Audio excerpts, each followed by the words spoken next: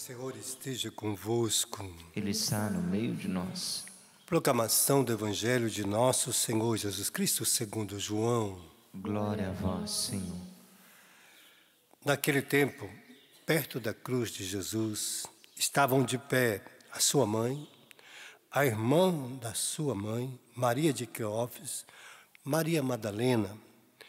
Jesus, ao ver sua mãe e ao lado dela o discípulo que ele amava, disse à mãe: Mulher, este é teu filho. Depois de ter dito ao discípulo: Esta é a tua mãe, daquela hora em diante o discípulo acolheu consigo. Palavra da salvação. Glória a vós, Senhor.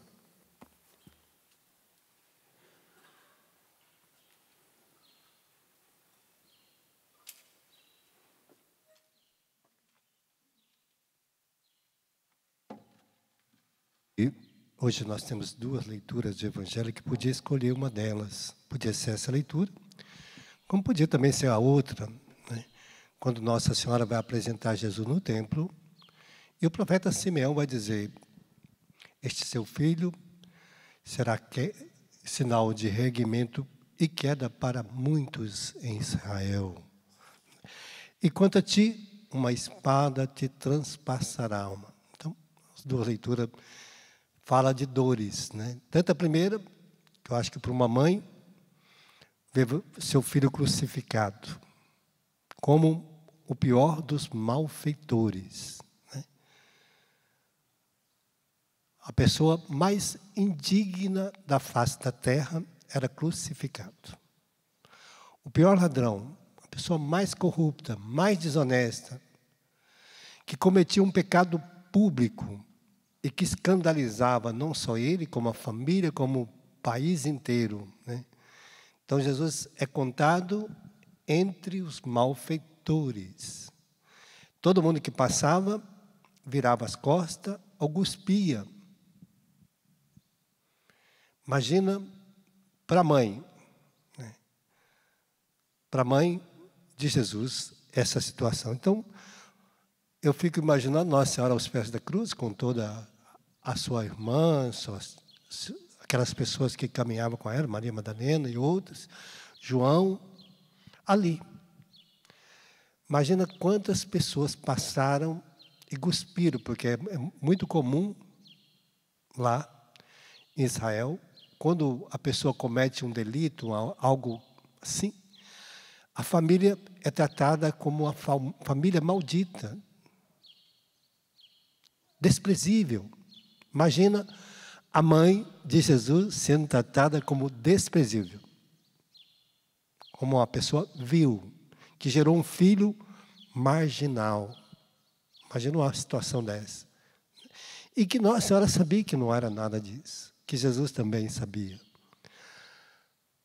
E que só os corações depois são revelados estas riquezas de Deus, da salvação em Cristo, para aqueles que esperam, né? Mas para aqueles que não esperam, a cruz de Cristo continua sendo motivo de escândalo, tanto para os gregos, como para os judeus, como para muitos que ainda não creem em Cristo. A cruz ainda é motivo de escândalo. Por isso os cristãos eram muito perseguidos, morriam todos. Todos eram martirizados por causa de que Jesus foi tratado como o pior dos seres humanos. Aquele que sofreu o pior dos castigos. Imagina, se o nosso, Jesus disse, se eles me trataram assim, imagina como vão tratar vocês, né? Então, Jesus disse, quem quiser seguir, tome a sua cruz e siga-me. Ninguém pode servir a Deus e ao dinheiro. Então, Jesus já vai reduzindo todas as coisas para a gente ver que ser cristão não é fácil. Existe uma promessa de carregar a cruz. Não é fácil ser cristão. Por isso, Nossa Senhora está nos ensinando o que ela passou como mãe, para mostrar para as mães que muitas vezes os filhos delas iriam passar por isso. E como enfrentar? Como a gente enfrenta as adversidades desse mundo, as perseguições, a morte, a nudez, tudo olhando para Deus. Nossa Senhora não perdeu nenhum momento, ela se desesperou, gritou, saiu correndo, não aceito isso, você não pode fazer isso. Aonde estava Deus esta hora que meu filho estava sendo crucificado? Não, ela não perguntou nada disso. Ela manteve a sua dignidade de mãe ali, de uma mulher que confiava nas promessas de Deus. Seu filho será sinal de contradição, de regimento. E por ele, os perdões dos pecados irão acontecer para todo o povo. Então, Nossa Senhora escutou também as promessas de Deus com relação ao seu filho. Ele será rei, e o seu reino não terá fim. Então, a graça que ela ouviu também estava no coração dela, porque era uma mulher que escutava a palavra de Deus. Não deixava que as palavras da serpente, que é a tentação, que inflama a nossa alma, entrasse no coração dela. Então, ela teve que manter uma vida de oração. Nossa Senhora rezava muito. Então, quando você pega o Atos dos Apóstolos 1, Nossa Senhora estava sempre no templo rezando, para suportar os sofrimentos. Então, quando a gente pega, falando dessas dores de Nossa Senhora, que está escrito em muitos lugares, que você tem a festa das dores de Nossa Senhora. E a primeira é a profecia de Simeão, que eu falei do Evangelho de hoje. Ele será causa de graça, bênção, salvação para muitos, mas também sinal de contradição para muitos, porque vão perder a sua salvação. Aqueles que não creem em Cristo. E quando a ti uma espada te transpassará a alma. Imagina, você já vai casar sabendo, vai ter um filho, e já sabe que aquela situação vai trazer um sofrimento profundo para a sua alma. Imagina você que é mãe, vai lá batizar, e o padre fala, olha, esse menino é maravilhoso, mas vai te causar muita dor no coração. Como é que fica o coração da mãe, né? Já começa a dor aí. Depois nós vamos ver a segunda, quando ela dá a luz, logo depois disso, ela teve que fugir para o Egito. Ficar lá escondida por anos, quase 12 anos, 11 anos. Até que Jesus crescesse, ela ficou lá escondida. Ninguém sabia quem era aquela pessoa, estava lá, como alguém que era desconhecida. Então teve que viver uma vida escondida, desconhecida. Quando chegou, quem era o rei que estava lá? Ela ficou sabendo quem estava reinando em Israel. Teve que ir lá para Nazaré para ficar escondida de novo. E ali Jesus ficou quase mais de 26 anos escondido. Para que ele não fosse morto, porque senão seria morto. Então, imagina, você tem que viver uma vida escondida. E ali, naquela história de Nazaré, vem a outra dor. Quando ela vai em Jerusalém, na volta, perde Jesus. Jesus fica no templo, entre os doutores da lei. Imagina quando a mãe perde um filho, né? Esquece ele em algum lugar e não acha, né? Nas praias, geralmente acontece muito isso em praia, né? Ou em algum lugar que a mãe vai, no shopping, supermercado, a criança sai passeando e se extravia, né? E a mãe tem que procurar, ou senão alguém vai raptar seu filho, né? Leva embora. A dor da alma, porque é uma dor que não tem como explicar, né? A perda de um filho. Imagina, Nossa Senhora andou 3 dias procurando Jesus até encontrá-lo no templo. Então, meu filho, por que fizesse isso, né? Que nós somos assim, às vezes a gente faz as coisas sem falar para a mãe, né? Quando a mãe descobre, já sabe da dor, né? Por que me fizesse, às vezes, hoje as nossas mães puxam a orelha, né? Antigamente puxava a orelha. Tinha um chinelinho, né? Que dava uma chineladinha. Por quê? Porque você fez isso, porque você fugiu, porque você se escondeu, né? E às vezes a gente saía para a casa do vizinho e esquecia de falar onde estava, né? A gente está brincando. Já dói. Depois imagina a Nossa Senhora encontra com Jesus caminhando, carregando a cruz até o Calvário. Imagina os encontros, né? Encontro das dores, né? De uma mãe que vê seu filho amado carregando uma cruz que não é dele, é nossa, mas que ele assumiu no nosso lugar. Tomou as nossas dores, tomou aquilo que eu e você deveria fazer de sacrifício para a nossa salvação, né? Imagina se Deus perguntasse para você, o que você faria de sacrifício para você entrar no céu? O que eu faria? O que nós faríamos de sacrifício? Olha, você tem aqui o inferno e tem o céu. Para você entrar no céu, o que você faria de sacrifício? Qual que seria o seu sacrifício? Você deixaria pregar sua mão na cruz? Os pés? Deixaria ser transpassado? Deixaria ser flagelado? Muitos dos discípulos de Jesus, muitos santos, passaram por essas humilhações. Foram crucificados, outros foram decapitados, outros foram queimados, muitos passaram por diversos. Tem Blandina, a história de Blandina, Perpétua Infelicidade, né? Que ela vai ser comida pelos leões. Blandina, que ela era virgem e que, para humilhar ela, puseram ela de perna aberta na entrada da cidade. Então, as humilhações que os cristãos passam, né? Então, nós vamos vendo assim, todo tipo de humilhação. Qual que você enfrentaria? Como São Tarcísio, quem você tomaria o lugar? Qual santo que você poderia se oferecer como sacrifício? Às vezes Deus dá um sacrifício para a gente, né? Uma dor de dente, a gente já chora, né? Qualquer sacrifício que acontece, que a gente precisa passar, a gente fica desesperado. Nossa Senhora passou por esses, ó. Encontro de Maria com Jesus carregando a cruz. Depois, Maria vê o sofrimento de Cristo ali na cruz. O soldado humilhando, oferecendo o vinagre, fel para ele. Depois você vê o soldado vir transpassar seu filho com uma lança. E que crime ele cometeu? Nenhum. Acusações falsas, mentirosas, enganadoras. E aí você vê a mãe ali. Aonde está esta hora a dor de uma alma? Né? Qual é a dor da minha alma para isso? E depois você tem que receber seu filho morto, dar banho nele e ter que sepultá-lo.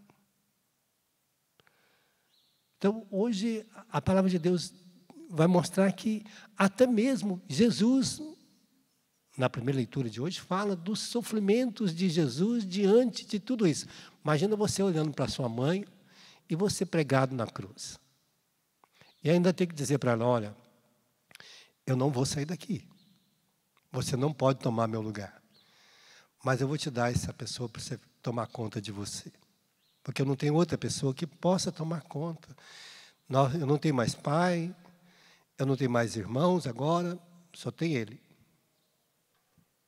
Esse meu discípulo vai tomar conta de você. Vai cuidar de você. E Nossa Senhora teve que aceitar ainda ser doada, né, para o outro. Porque não tinha ninguém para tomar conta. Não tinha mais família, não tinha mais pai, não tem mais mãe. Não tem ninguém a não ser Deus para se refugiar, né? Eu creio que as coisas que Nossa Senhora mais pedia para Deus é consolação. Me dá a graça da consolação. Me dá a graça de acalentar minha alma em Ti.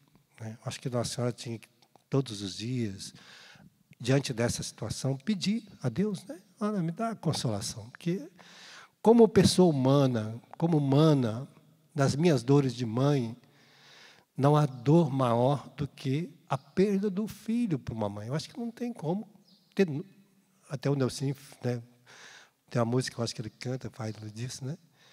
Não há uma dor sem nome. A dor que não tem nome. A pessoa, qual que é a dor de uma mãe que perde o filho? Quando perde o marido, fica viúva. Então, a dor da viúva, né? A dor do viúvo, a dor de dente, a dor de, não sei, de enxaqueca, dor de uma enfermidade, dores da tristeza, do abandono, todas as dores têm nome. Essa não tem nome, porque não inventaram, porque é tamanha a dor que não conseguiram inventar um nome para a dor. Os psicólogos disseram que a dor mais profunda e mais violenta que pode se medir diante de um sofrimento é essa maior e a pior dor, a perda de um filho para uma mãe. Por mais que ele fosse difícil. Às vezes a gente que é padre, e a gente sabe, às vezes, das fraquezas, da miséria das pessoas. E por mais dor que seja uma pessoa que vive a marginalidade, que é ladrão, desonesto, que é assassino, faz as piores coisas. Quando o filho morre, a mãe chora da mesma forma de dor, daquela que teve um filho perfeito. A dor é tão profunda que é a mesma. Me lembro de uma senhora que o filho dela viveu na marginalidade por muito tempo. E ela internou ele com muito custo. Ele saiu lá do lugar onde ele estava fazendo tratamento de dependência e voltou para casa. E aí ela tinha feito um almoço maravilhoso, dia domingo, e aí o filho pediu para a mãe: mãe, eu posso comprar uma Coca-Cola ali no bar para a gente tomar? A mãe pegou o dinheiro, deu para ele, ele foi lá. Quando ele chegou lá, estava um outro bandido e matou ele. Né? E aí eu fui fazer as exéquias desse velório. Né? Eu falei, o que dizer de uma dor? Né? Quando ela pensa que o filho ficou perfeito, agora não está mais na droga, está em casa, não está mais fazendo nada de marginal, e ele é sacrificado, é assassinado, 10 metros da sua casa. Né? É uma dor. Imagina Nossa Senhora nessa dor que ela teve que enfrentar, que o filho dela não viveu nada disso. Então, nós estamos falando de dores. Por isso, Jesus está dizendo na primeira carta aos Hebreus, a carta aos Hebreus vai dizer, Cristo, nos dias de sua vida terrestre, dirigiu preces e súplica com forte clamor e lágrimas àquele que era capaz de salvá-lo da morte. Jesus, até na hora da morte, ele pediu ao Pai, antes de ser crucificado, Pai, né? E tua mão entrega o meu espírito. Mas antes Jesus tinha dito ao Senhor, se puder, afasta de mim esse cálice. Mas não faz a minha vontade, a sua. Né? E ele teve que beber o cálice. Imagina que Nossa Senhora acompanhou toda esta festa. Ela estava lá no dia da Páscoa, na passagem. Viu toda a riqueza da instituição da Eucaristia. Viu como Jesus tratou os seus discípulos, apóstolos, levou com eles para passar uma noite de vigília lá no Horto das Oliveiras, né? Lá no Monte das Oliveiras, e que tornou o Horto das Oliveiras depois. Então, nós vamos vendo assim, mesmo Cristo, imagina quantos clamores Nossa Senhora deve ter feito ao céu. Está mostrando que, às vezes, nós somos atendidos de uma forma muito grata, porque imagina a riqueza da alegria dela quando ela viu Jesus ressuscitado. E viu que a morte não tinha mais poder sobre a vida dele, porque Deus o exaltou com toda a glória. Acho que essa foi a maior alegria de Nossa Senhora. Talvez mais sublime que ela imaginava. Agora, meu filho não está morto, mas vivo e ressuscitado. Quando nós confiamos em Deus, aquilo que parecia destrutivo, as dores, torna exultação de alegria. Talvez você tenha passado por muitas dores nesse tempo. E ela pode hoje também ser sinal de santificação. Por isso Nossa Senhora é exaltada, glorificada, porque enfrentou essas dores olhando para o céu.